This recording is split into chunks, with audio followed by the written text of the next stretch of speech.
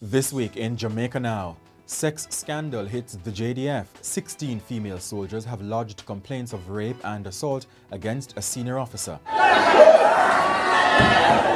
Could a bizarre incident at Oberlin High result in the regulation of school devotions? Sagicor Bank uncovers a $50 million fraud. A branch manager is implicated. And leading lady of Jamaican theatre, Leonie Forbes, has died.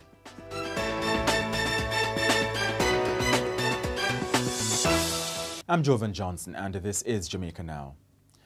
A Jamaica Defence Force officer should now be in the island to face at least 16 allegations of sexual assault, including rape. On October 25, the JDF said the high-ranking officer at the centre of the scandal was recalled from training overseas to enable further investigation and the appropriate disciplinary proceedings.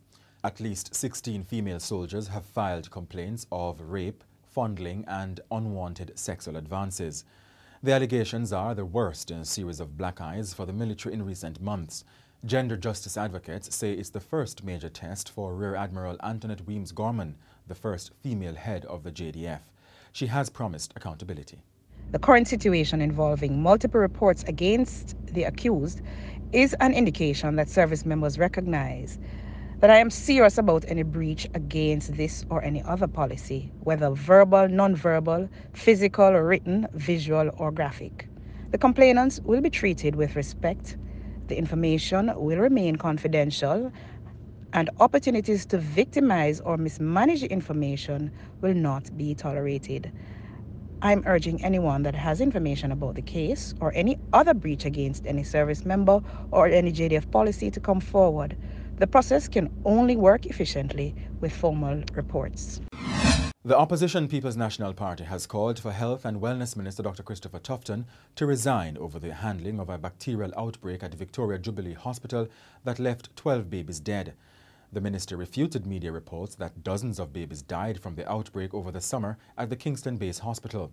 He said 7 babies died in July, 2 in August, 2 in September, and 1 so far in October. But none of that information was told to the public before revelations this week. General Secretary of the Opposition PNP, Dr. Dayton Campbell, described Dr. Tufton's attitude to the deaths as callous and unacceptable. Now, Dr. Tufton has argued that the spike in the deaths of newborns has been partly blamed on a staffing crisis at neonatal units. A health ministry review has also attributed the problems to equipment challenges and overcrowding leading into the so-called crop season, where births exceeded the general monthly averages. However, Dr. Campbell said Dr. Tufton's actions do not show accountability to the families nor inspire confidence in expectant families. Meanwhile, Government MP Juliet Holness faced criticisms this week for claiming that comrades or supporters of the opposition PNP typically live in unsafe areas in Jamaica.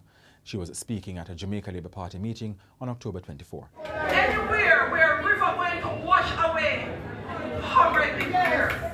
Anywhere that is a garbage dump, comrades live here. And it's not Labour Party put them there. I want people to start to look around like rough, yes, and some of us do have it hard, but start to look around and see who really care about you, because the places they put people to live there would never live for a minute. Mrs. Holness's comments come in the middle of a firestorm over the demolition of 10 illegally constructed unfinished houses on the outskirts of the Clifton community, which falls in the St. Catharines southern seat of PNP MP Fitzjackson. Opposition spokesperson on Land and Housing, Sophia Fraser-Binns, has slammed Mrs. Holness, calling her comments reckless, demeaning and partisan. It is even more unfortunate that the government, which has been in power 11 of the 15 years, knowing the plight of these persons, have not done enough or have not done anything to change their situation. Now, it is not a secret that persons, whether you're PMP, JLP or no P at all, live in less than desirable condition. The PMP in its time have sought through Operation Pride and other programs to change the plight of these persons.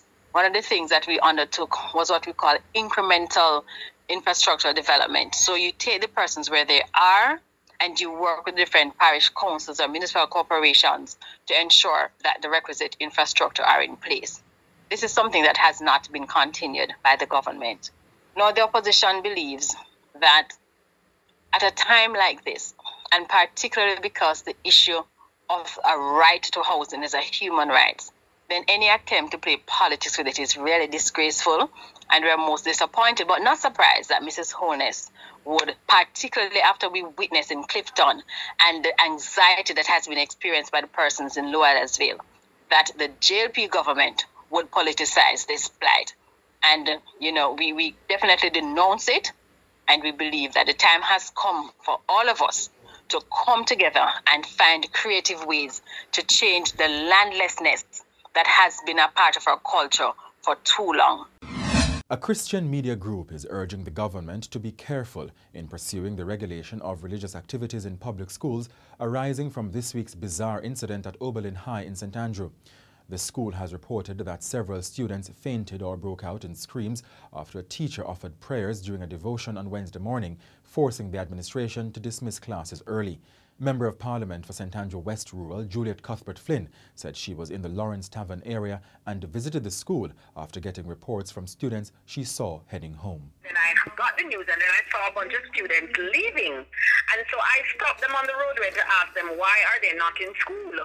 And then they told me what was happening, that somebody at devotion, a teacher was preaching or praying, that she caught into the spirit and was speaking in tongues, and then the children start to drop down and frothing at the mouth. Some of them can't walk. And then I left what I was doing, went to the school, saw a few students on the ground. There were persons praying for them and rubbing them with oil and praying for them, and some of the parents came and got their children. So we don't know what to name this incident. I don't know what to name this incident. They said the place was possessed and that there was a heavy presence of demonic presence is what was told to me.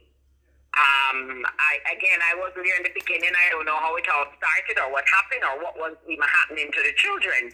I just know that I'm taking one of the child home to her mother who I spoke with, and she's entrusted me to take her child home.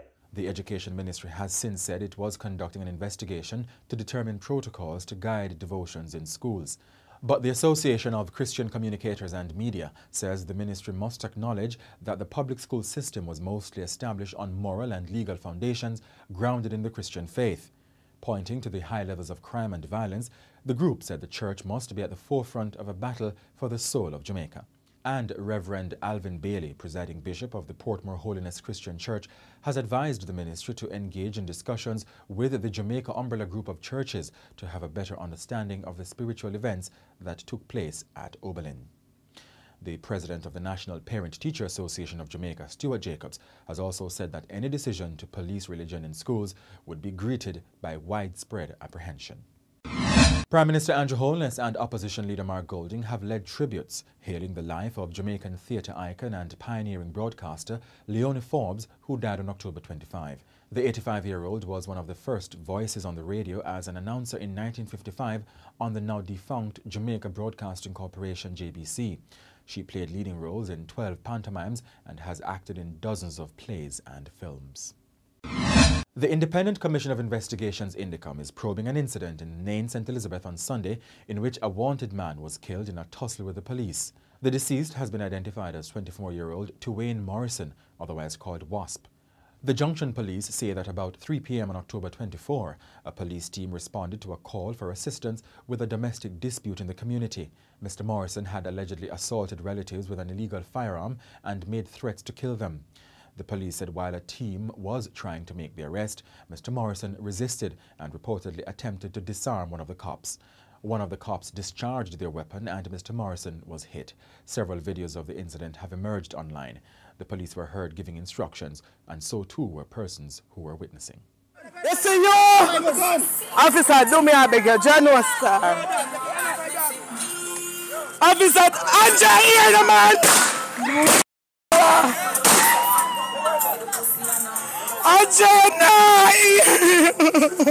Mr. Morrison was wanted for the July 12 murder of Tyrone Cuckus Morgan.